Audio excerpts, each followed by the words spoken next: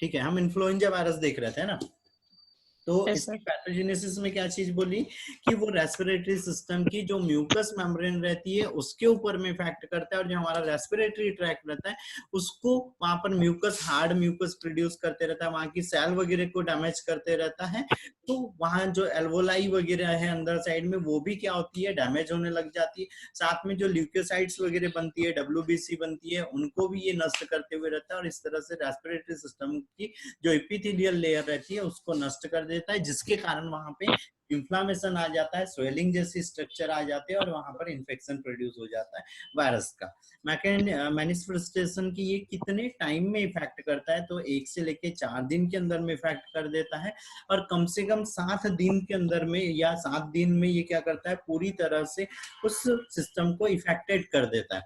Diagnosis मतलब हम उसकी कैसे पहचान करेंगे, तो हम यहाँ पे एंटीजन एंटीबॉडी टेस्ट कर सकते हैं, स्पूटम टेस्ट कर सकते हैं, और उसकी जो रेस्पिरेशन कैपेसिटी है, पीटीसी है ना, वो करते हैं, पल्मोनरी फंक्शन टेस्ट कर लेते हैं। ट्रीटमेंट में एंटी रिट्रोवायरल थेरेपी देते हैं। एंटी रिट्रोवायरल थेरेपी मतलब क्या चीज हो रही है कि जो वायरस की जो ग्रोथ वगैरह है उसको यहाँ पर डिक्रीज करने के लिए फिर अलग अलग वायरसों पे अलग अलग तरह की हो जाएंगी। क्यों? क्योंकि कुछ वायरस आरएनए वायरस रहते हैं, कुछ वायरस डीएनए वायरस रहते हैं, तो उनके हिसाब से हम यहाँ पे उनको थ्योरिया दे देते हैं। प्रिवेंशन में हम क्या करेंगे, यहाँ पे वैक्सीनेशन करेंगे, है ना। जो ऐसा एलर्जिक वाला इन्वायरमेंट है या जहां पर कोई इन्फेक्टेड पर्सन वगैरह है उसके कांटेक्ट में नहीं आएंगे। ठीक है, फिर ये यस सर। वेरियोला वायरस, अगला स्मॉल पॉक्स का, इसको हम क्या बोलते हैं, ये पॉक्स वायरस, उसमें 2 प्रकार के होते हैं ना। पॉक्स वायरस में क्या होते हैं, वेरियोला, ये भी आता है, स्मॉल पॉक्स का भी, और पोलियो वायरस भी आता है ना। क्या चीज होती है, और यस ये सर। डीएनए वायरस है, दोनों के लिए याद रखो। जो स्मॉल पॉक्स का वेरियोला वायरस है ये भी क्या है, डीएनए वायरस है, और जो पोलियो वायरस है वो भी डीएनए वायरस है। चलो, स्मॉल पॉक्स के कैरेक्टर बता दो, क्या क्या चीजें होती है।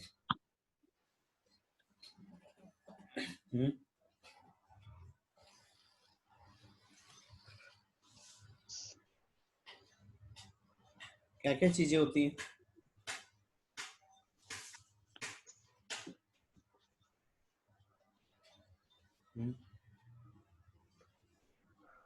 भाई छोटी माता आती है तो क्या क्या होता है बताओ, क्या क्या क्या सर? लक्षण, छोटी माता आती है तो क्या क्या हमको लक्षण दिखाई देते हैं।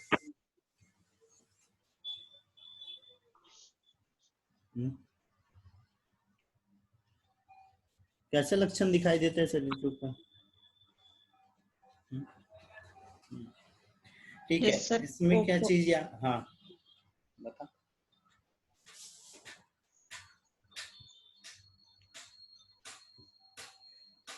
शरीर के ऊपर क्या होने लगते हैं, रैशेस आने लगते हैं, है ना। छोटे छोटे पिंपल्स जैसे स्ट्रक्चर आने लगते हैं ना। Yes sir. तो ये चीज काय में होती है, स्मॉल पॉक्स में होती है, और ये हमको कितने टाइम में यहाँ पे देखने को मिल जाता है, जैसे 1 से 2 हफ्ते के तक इसका इफेक्ट रहता है बॉडी के ऊपर में, और हमको 3 से 4 दिन में सारी बॉडी के ऊपर इसके इफेक्ट या सिम्टम्स हमको दिखने लगते हैं। एपिडेमियोलॉजी मतलब क्या चीज हो रहा है, ये कैसे जा रहा है, तो ये भी क्या एक ड्रॉपलेट इन्फेक्शन है। मतलब क्या हो रहा है, ये भी रेस्पिरेटरी सिस्टम के द्वारा, स्किन के द्वारा क्या हो रहा है, या कोई भी आर्टिकल वगैरह है, कोई सामान वगैरह है, उसके द्वारा क्या हो रहा है, एक स्थान से दूसरे स्थान पर पहुंच जाता है। पैथोजेनेसिस मतलब ये क्या हमारे शरीर के अंदर में इफेक्ट करता है, तो जो यहाँ पर ये क्या करता है, वायरल प्रोटीन का सिंथेसिस चालू कर देता है सेल के अंदर में, है ना। सेल के अंदर में वायरल प्रोटीन बनाने लग जाता है, जिसके कारण सेल यहाँ पे डिस्ट्रॉय हो जाती है और इन्फेक्शन यहाँ पे बढ़ने लगता है। क्या क्या साइन सिम्टम दिखाई देते हैं, तो जब हमको जब यहाँ पे वेरियोला वायरस बॉडी के अंदर में आ जा रहा है, तो हमको 12 से लेके 14 दिन के अंदर में यहाँ पे हमको उसको क्लियरली हमको इन्फेक्शन उसका दिखाई देने लगता है, और कम से कम जो इसका टाइम रहता है, इंक्यूबेशन टाइम, वो क्या हो रहा है, 4 से 5 दिन का हो रहा है। किस टाइम में हमको 4 से 5 दिन बाद ही, जब हमारी बॉडी में ये टाइम ड्यूरेशन कब काउंट करते हैं, जब हमारी बॉडी में इंटर कर जाता है उस टाइम से, है ना।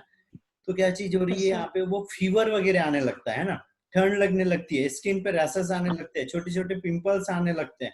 तो ये सिम्टम्स हमको बॉडी के ऊपर में दिखाई देते हैं। डायग्नोसिस में कैसे हम इसकी पहचान करेंगे, तो क्या करते हैं यहाँ पे, कल्चर टेस्ट करते हैं।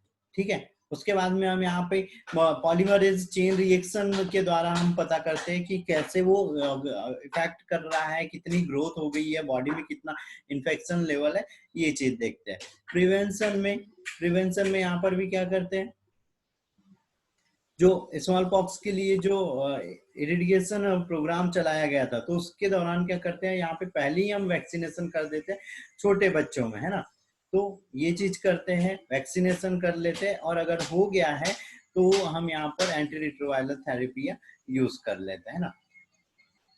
yes sir, पोलियो वायरस, अब पोलियो वायरस के लिए क्या चीज कर रहा है, जो पोलियो वायरस होता है, पोलियो वाला व्यक्ति दिखाऊंगा तो क्या चीज होता है, ये अलग अलग टाइप का है, डीएनए वायरस है, इसलिए हमारी बॉडी में ये क्या होता है, आसानी से यहाँ पे ग्रोथ कर लेता है और अपना इफेक्ट दिखाता है, क्योंकि हमारी सेल के अंदर में भी क्या रहता है, डीएनए रहता है ना। तो ये भी क्या हो रहा है यहाँ पे, जो मेन जैसे कैसे फैल रहा है, तो ये भी क्या है, एक तरह का ड्रॉपलेट इन्फेक्शन ही है, बॉडी के फ्लूइड्स वगैरह के द्वारा फैलता है। पैथोजेनेसिस में क्या चीज हो रही है कि बॉडी के किस पार्ट को, तो ये जो हमारे टॉन्सिल्स हो गए, मसल्स हो गए, नर्वस सिस्टम हो गया, मेन तो ये नर्वस सिस्टम को इफेक्ट करता है, नर्वस सिस्टम को ये डैमेज करने लग जाता है। और हमने देखा ना, जो पोलियो वाला जो पर्सन रहता है, उसकी बॉडी अच्छे से डेवलप नहीं हो पाती है ना, जिस पार्ट पे इफेक्टेड रहता है उस पार्ट पे, जिस पार्ट में इफेक्ट करता है ये, वो वाला पार्ट अच्छे से डेवलप नहीं हो पाता है, वो वाला पार्ट अच्छे से ग्रोथ नहीं करता है, अच्छे से वर्क नहीं कर पाता है ना। तो क्या कर रहा है, ये नर्वस सिस्टम के ऊपर में इफेक्ट करता है। तो हमको सबसे पहले तो नर्वस सिस्टम पे इफेक्ट देखने को मिल जाता है। ये सिम्टोमेटिक इलनेस रहती है ना, जिस भी पार्ट में इफेक्ट उत्पन्न किया, मतलब इफेक्ट किया, या जिस भी पार्ट पे उसने अटैक किया, वो वाला पार्ट प्रॉपरली वर्क नहीं कर पाता है ना। अगली चीज आती है यहाँ पे माइनर इलनेस में, हमको क्या देखने को मिलता है कि वो पेशेंट का डेवलपमेंट अच्छे से नहीं होना है ना, उसका जो माइंड डेवलपमेंट है वो अच्छे से नहीं होना है, हैंडीकैप रहना है, हेडेक वगैरह रहना है ना। ये जो नेक, अगर यहाँ पे थ्रॉट वगैरह अगर कुछ इफेक्ट हो गया है तो यहाँ पे सॉर मतलब खरखराहट हमेशा रहना है, बैक पेन रहता है स्टार्टिंग में, है ना। और अगर बहुत ज्यादा अगर इफेक्टेड हो गया है तो पैरालाइज्ड हो जाता है ना, उसकी वो पूरी बॉडी या वो वाला जो बॉडी पार्ट रहता है जहां पर वायरस ने इफेक्ट किया है, वहां पे उसको पैरालाइसिस हो जाता है। ठीक है, इतनी चीजें होती है बेटा। yes sir,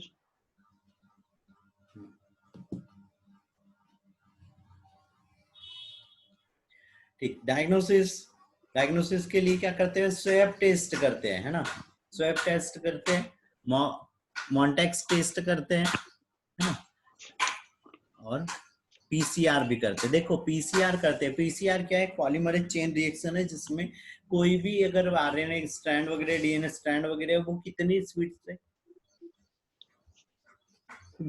मतलब कितने कितने कॉपियां बन रही है हमारे पास, जैसे हमारा ह्यूमन की सेल है, ह्यूमन सेल में पोलियो वायरस का भी डीएनए अगर प्रेजेंट है, तो हम क्या करेंगे, पीसीआर करेंगे, और उससे हमारे वाले डीएनए की कॉपियां तैयार कर लेंगे, और उसमें सीक्वेंस देख लेंगे कि कहाँ पे वायरस वाला सीक्वेंस हमको दिखाई दे रहा है। तो उससे हमको पता चल जाएगा कि भाई किस तरह का वायरस है और वो कितनी ग्रोथ कर रहा है ना।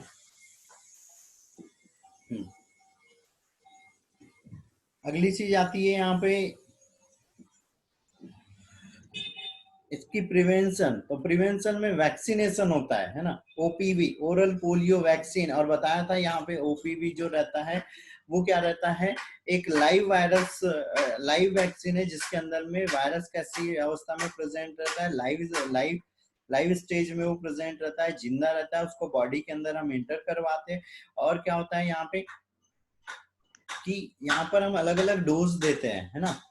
तो उसमें क्या होता है, बूस्टर डोज भी देते हैं। अब बूस्टर डोज का मतलब क्या होता है, पहले तो हमने नॉर्मल वैक्सीनेशन कर दिया, रूटीन डोज चल रहा था, बूस्टर डोज में क्या चीज करी कि थोड़ा सा अमाउंट अब यहाँ पर बढ़ा देते हैं, वो जो वैक्सीन है उसका बॉडी के अंदर में, ताकि वो इम्यून सिस्टम उसके लिए एंटीबॉडी तैयार कर पाया है या नहीं कर है, वो चीज हम देखने के लिए क्या करते हैं, बूस्टर डोज देते हैं। और जब बूस्टर डोज देते हैं और अगर वो पर्सन के ऊपर इफेक्ट मतलब अच्छे से उसका इम्यून सिस्टम डेवलप हो गया तो उसको कोई इफेक्ट नहीं पड़ना है ना। और बूस्टर डोज कब देते हैं यहाँ पे, 8 से लेके 12 मंथ के बाद में देते हैं ना।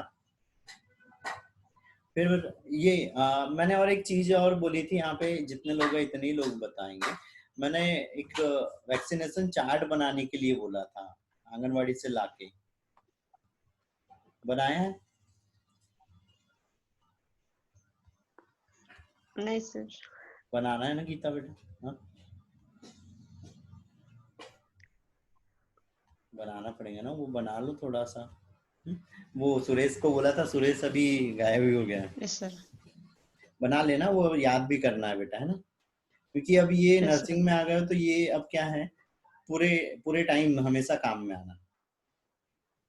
चलो अगला हेपेटाइटिस, हेपेटाइटिस वायरस। अब हेपेटाइटिस वायरस में क्या हो रहा है, देखो यहाँ पे अलग अलग प्रकार की टेबल है। A hepatitis, A hepatitis B, hepatitis D, hepatitis C, hepatitis E. तो यहाँ पर क्या हो रहा है, 5 प्रकार के हेपेटाइटिस वायरस रहते हैं। यहाँ पर क्या हो रहा है, और हेपेटाइटिस वायरस है, मतलब ये कहाँ पर इफेक्ट करता है बेटा, लीवर के ऊपर इफेक्ट करता है ना। सारे के सारे वायरस जो है लीवर सेल के अंदर में ग्रोथ करते हैं और वहां पर इफेक्ट करते हैं। अलग अलग वायरस अलग अलग तरह के सिम्टम्स वगैरह प्रोड्यूस करते हैं। और ये जो हेपेटाइटिस वायरस है वो क्या है, आरएनए वायरस। अब इसकी कुछ कैपेसिटी है हमको यहाँ पे याद रखनी पड़ेगी। अब ये जितना भी वायरस का है ना, यहाँ पे इसी से याद हो जाएगा, है ना। और जब अपने को चार्ट वगैरह किसी चीज के बनाने हैं, ऐसे ही बनाने हैं। सबसे पहले क्या, इंक्यूबेशन पीरियड, मतलब वो कितने टाइम में अपना इफेक्ट दिखा देता है। तो 15 से लेके 45 दिन, 7 से 160 दिन, है ना। 28 से लेके 45, 15 से 60। और हेपेटाइटिस बी वायरस का पता नहीं है कि वो कितने टाइम में इफेक्ट दिखा देता है, कभी दिखाता है कभी नहीं दिखाता है, कभी बहुत लंबे टाइम बाद दिखाता है। तो अलग अलग टाइम ड्यूरेशन। तो इंक्यूबेशन पीरियड मतलब वो बॉडी के अंदर में कितने टाइम बाद यहाँ पे अपना इफेक्ट दिखा रहा है ना। Yes sir. अगली चीज ये जाती है ऑनसेट ऑफ इन्फेक्शन, मतलब वो कब इन्फेक्शन, कैसे इन्फेक्शन प्रोड्यूस करा। तो ये तो क्या हुआ, यहाँ पे हेपेटाइटिस जो ए है ये तुरंत ही यहाँ पे दिखा दे रहा है, 15 दिन के अंदर में ही अपना असर दिखा दे रहा है ना। अगला क्या है, 7 से लेके 160 दिन तक का टाइम ले रहा है, मतलब ये कैसे बहुत धीरे धीरे दिखा रहा है। यहाँ पे वेरिएबल, अगला हेपेटाइटिस बी, ये क्या हो रहा है, धीरे धीरे करके लेकिन फिर भी जल्दी दिखा देता है, बहुत ज्यादा लेट भी नहीं करता है ना। फिर यहाँ पे इंसाइडियस, इसमें भी क्या चीज हो रही है कि धीरे धीरे ये अपना इफेक्ट दिखा रहा है और ई का इफेक्ट पता नहीं कि वो कितने टाइम में इफेक्ट दिखाता है। फिर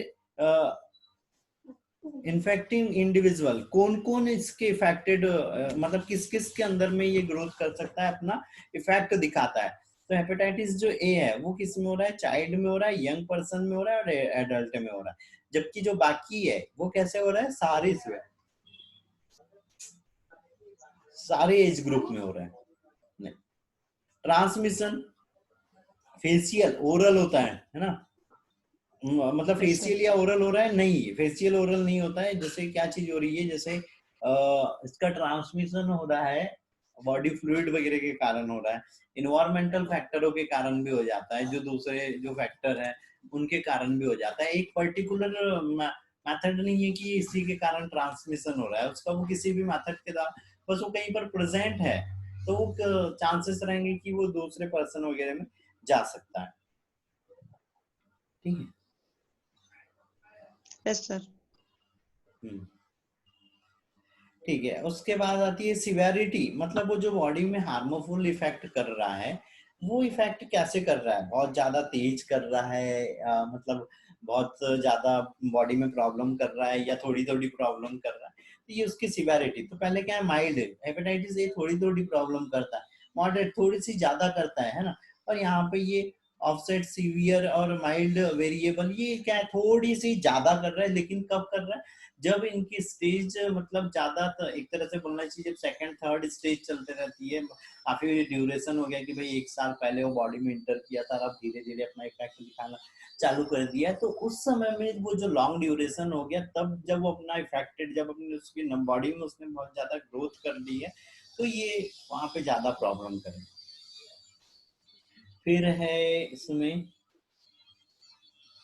क्रॉनिक कंडीशन है, ज्यादा चांसेस रहते हैं हेपेटाइटिस सी होने के कि कितना, और वो ज्यादा खतरनाक भी हो रहा है ना। कैरियर स्टेट किसके द्वारा फैल रहा है, तो हेपेटाइटिस बी वायरस अधिकतर भी क्या हो रहा है, बॉडी फ्लूइड वगैरह के कांटेक्ट के कारण फैल जा रहा है, इन्वायरमेंटल कुछ फैक्टर के, जो बाकी जो वायरस है वो यहाँ पे अदर फैक्टर्स के कारण भी फैल जाते हैं। एपिडेमियोलॉजी अभी बताया कि यहाँ पे ऊपर साइड में हर एक जो वायरस है उसकी जो एपिडेमियोलॉजी है, उसका इंक्यूबेशन पीरियड, उसका ट्रांसमिशन सारे इसमें अलग अलग है ना। पैथोजेनेसिस में क्या चीज कर रहा है, ये बॉडी के अंदर में इंटर हुआ, मल्टीप्लिकेशन होने लगेगा, उसकी संख्या बढ़ने लगेगी, और लीवर को यहाँ पे ये डैमेज करने लग जाता है ना।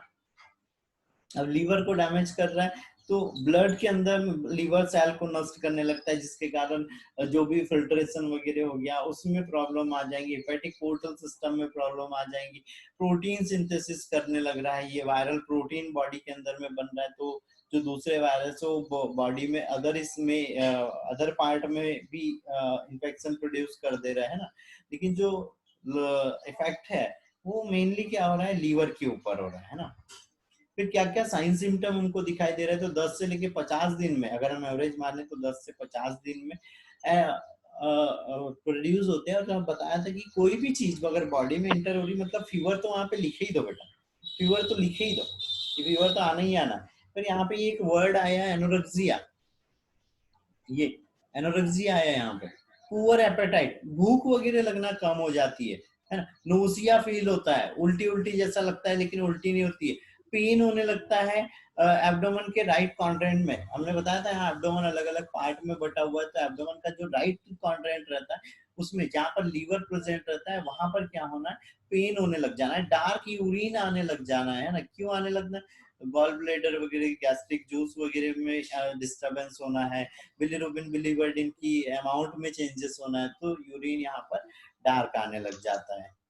ठीक है, फिर अगली चीज आती है डायग्नोसिस, तो डायग्नोसिस में क्या चीज कर रहे हैं, साइन एंड सिम्टम के अकॉर्डिंग हम क्या कर रहे हैं, उसका टेस्ट कर लेते हैं।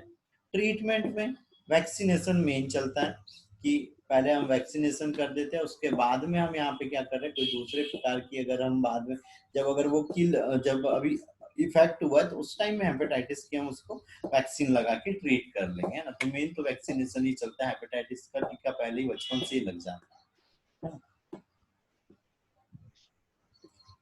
ठीक है बेटा, यस सर।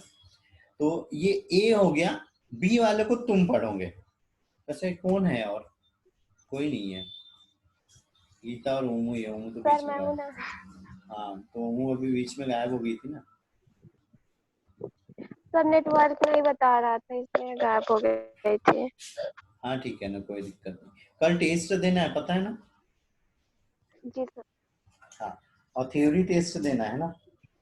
मैं सर लिखा क्वेश्चन, क्वेश्चन मैं कल ही दूंगा बेटा, आज कुछ क्वेश्चन सेंड करूंगा, वो क्वेश्चन पहले पढ़ लेना, और पढ़ने के बाद में उसी में से कुछ क्वेश्चनों का टेस्ट ले लूंगा, है ना। थ्योरी देना और कम से यस कम सर। 5-6 फीट दूर रखोगे मोबाइल, ठीक है। एक कॉपी लेके यस बैठो, सर। पेज निकाल लेना, और 10 फीट मोबाइल दूर रखोगे, कैमरा चालू रखोगे, ऑडियो बंद रखोगे कल, और टाइम रहेगा कल मॉर्निंग में 9 से 10। Yes sir. ठीक है, 9 से 10। Yes sir. अच्छा, ये इस हेपेटाइटिस में कोई दिक्कत है? No sir. माइक्रो में थोड़ा सा ही बचा है, इतनी चीजें, कुछ क्वेश्चन अभी मैंने जितने नोट्स साइन करे हैं ना ग्रुप में बेटा, उतने ही क्वेश्चन हमको जी सर। पढ़ते हुए चलना है बस, है ना। Yes sir. कल ये हेपेटाइटिस का थोड़ा सा तुम लोग यहाँ पे देखना इसको, और इसमें कौन सी वर्ड या कौन सी चीज समझ में नहीं आई है वो चीज मेरे को बताना है ना, तो फिर मैं उसको फिर से और भी बता दूंगा, है ना। जी सर। चलो अगली चीज आती है HIV वायरस, है ना, ह्यूमन इम्यूनोडेफिशिएंसी वायरस। इस वायरस का स्ट्रक्चर भी बनाना है, फुल फॉर्म याद रखना है HIV का। और अब यहाँ पे एक चीज क्लियरली याद रख लो, एड्स डिसीज है, ठीक है। एड्स क्या है, डिसीज है, एड्स है, ठीक है।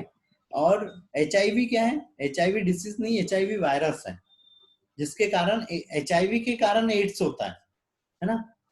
ये चीज याद रखना, कई लोग इसी चीज में कंफ्यूज रहते हैं कि भाई HIV हो गया, बोले भाई HIV थोड़ी हो गया, HIV तो बॉडी के अंदर में इंटर हुआ है ना। होता क्या है? एड्स होता है, एड्स बीमारी है। चलो, तो अब यहाँ पर याद रखना है कि जो HIV वायरस है वो कैसा है, यहाँ पे RNA वायरस है, और कैसा है? रेट्रो वायरस है। रेट्रो वायरस है मतलब क्या होता है? जो RNA वायरस रहते हैं उनके अंदर में कैपेसिटी रहती है कि वो RNA, जैसे उनमें क्या बन रहा है? DNA बन रहा है, DNA उनमें RNA है, RNA से प्रोटीन बनना चाहिए, और वो जो प्रोटीन बनी उससे वापस से क्या बन जाता है? RNA बन जाता है, और यही प्रोसेस यहाँ पे क्या कहलाती है? रिवर्स ट्रांसक्रिप्शन कहलाती है। तो रिवर्स ट्रांसक्रिप्शन की कैपेसिटी पाई जाती है, इसीलिए ये इतना ज्यादा कॉम्प्लिकेटेड है कि हम इसके बारे में अभी तक इसका ट्रीटमेंट वगैरह नहीं ढूंढ पाए, है ना। तो यहाँ पर क्या चीज हो रही है, और ये जो वायरस है, अभी हमने क्या बोला था, देखो यहाँ पर नाम भी दिए कि HIV एंजाइम्स प्रेजेंट है उसके अंदर में, HIV कैप्सूल प्रेजेंट है, HIV RNA प्रेजेंट है ना। यहाँ पे कुछ रिसेप्टर्स प्रेजेंट है, और ये प्रोटीन का क्या है? एक एनवलप प्रेजेंट है, ठीक है। ये अब क्या कर रहा है? HIV वायरस का क्यों ट्रीटमेंट नहीं? क्योंकि ये अपने एंटीजन इसके कंटिन्यू बदलते रहता है, ये अपना स्ट्रक्चर कंटिन्यू बदलते रहता है। क्या चीज करता है यहाँ पे? ये HIV वायरस हमारी बॉडी के अंदर में आता है, बॉडी के अंदर में आके क्या कर रहा है? ये हमारे इम्यून सिस्टम, अब इम्यून सिस्टम में कौन आ रही है? T लिम्फोसाइट और B लिम्फोसाइट आती है ना। T लिम्फोसाइट और B लिम्फोसाइट आती है, तो ये उन T लिम्फोसाइट B लिम्फोसाइट को क्या करने लग जाता है? डिस्ट्रॉय करने लग जाता है। जब T लिम्फोसाइट और B लिम्फोसाइट ये जब डिस्ट्रॉय होने लगेंगी, ये नष्ट होने लगेगी कोशिका, तो हमारा जो शरीर है उसका जो इम्यून सिस्टम है वो क्या हो जाना है? कमजोर हो जाना, जिसके कारण कोई भी इन्फेक्शन होता है। तो HIV भी क्या चीज होती है कि जो हमारा प्रतिरक्षा तंत्र है, इम्यून सिस्टम है, वो कमजोर होने लग जाता है, जिसके कारण हमको दूसरे संक्रमण होने से बार बार सर्दी वगैरह होने लगती है। बहुत बार सर्दी होगी तो निमोनिया होने लगता है, जब निमोनिया हो गया तो फिर हमको ट्यूबरक्लोसिस हो जाता है, फिर धीरे धीरे बॉडी के सारे सिस्टम इफेक्ट होने लग जाते है ना। क्योंकि बॉडी में जो भी बाहरी चीज आ रही, कोई भी बैक्टीरिया आ रहा, कोई भी वायरस आ रहा, वो अपना काम करने लग जाता है, वो डिसीज यहाँ पे प्रोड्यूस करने लग जाता है। तो जो HIV वायरस है वो क्या कर रहा है? उसका RNA हमारी बॉडी के अंदर में छोड़ देता है, हमारी सेल की बॉडी में छोड़ देता है, और सेल की बॉडी में जा रहा है तो राइबोसोम यहाँ उसको कॉपी करने लगता है, और कॉपी करने लग गया तो वो बहुत ज्यादा यहाँ पर उसके नंबर बढ़ जाते हैं। जब नंबर बढ़ गया तो बहुत सारे HIV वायरस हो जाना। तो अब जो यहाँ पे ये, अब इसको क्या चीज बोलते हैं? एड्स बोलते हैं। इसके कारण जो डिसीज हो रही है वो क्या कहला रही है? एड्स। अब यहाँ पे एड्स का फुल फॉर्म देखो, एक्वायर्ड इम्यूनोडेफिशिएंसी सिंड्रोम। एक्वायर्ड मतलब बाहर से आई हुई, ठीक है। इम्यूनो मतलब इम्यूनिटी, इम्यून सिस्टम पे हो रही है जो, है ना। और डेफिशिएंसी मतलब इम्यूनिटी की कमी, और सिंड्रोम मतलब जब इम्यूनिटी की कमी हो जाना है तो बहुत सारी डिसीज हो जाना, जैसे मैंने अभी बोला कि उसको सर्दी खांसी हो जा रही, निमोनिया हो जा रहा है, ट्यूबरक्लोसिस हो जा रहा है, उसको पीलिया हो जा रहा है ना। बहुत सारी बीमारियां शरीर में होने लग जाती है। तो जब बहुत सारी बीमारियां शरीर में होने लगती है, एक साथ में होने लगती है, तो वो चीज को क्या बोलते हैं? सिंड्रोम बोलते हैं, है ना। तो ये क्या है? बाहर से आई वाले फैक्टर के कारण में इम्यून सिस्टम में कमी आ जाती है, जिसके कारण शरीर में बहुत सारी डिसीज डेवलप होने लग जाती है।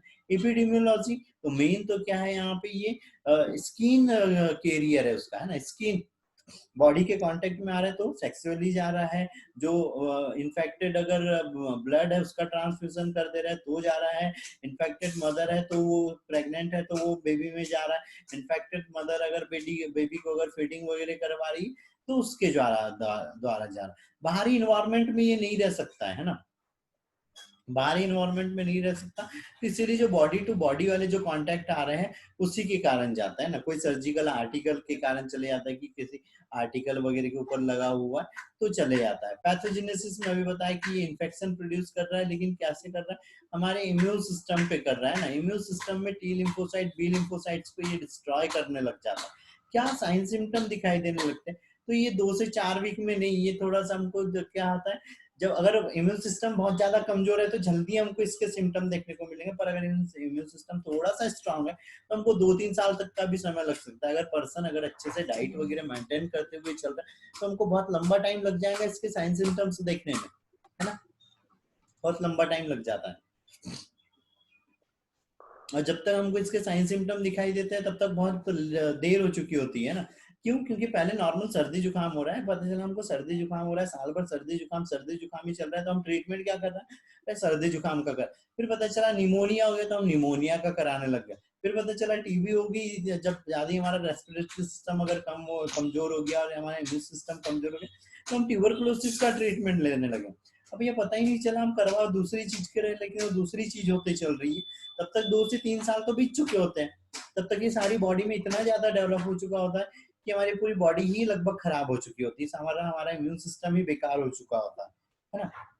इसके लिए क्या करते हैं? एलाइजा टेस्ट करते हैं, एंटीजन एंटीबॉडी टेस्ट करते हैं और पता करते हैं, स्क्रीनिंग टेस्ट ये एलाइजा है ना। एलाइजा टेस्ट करते हैं, ये बहुत अच्छे से याद रखना, एलाइजा टेस्ट करते हैं इसके कंफर्मेशन के लिए। ट्रीटमेंट के लिए पर्टिकुलर कोई ट्रीटमेंट नहीं है, लेकिन एंटी रिट्रोवायरल थेरेपी यहाँ पे क्या आती है? हार्ट आती है। हाईली एंटी रिट्रोवायरल थेरेपी का यूज करते हैं, है ना।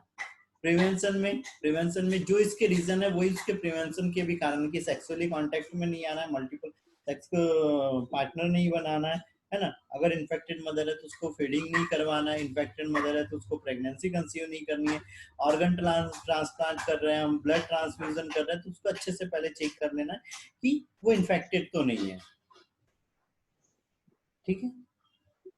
Yes sir. कुछ डाउट बेटा इसमें? No sir. ठीक है, तो हेपेटाइटिस भी तैयार करोगे और कल तैयार करोगे, सिर्फ मैं बता दे रहा हूँ इतनी चीज तैयार करो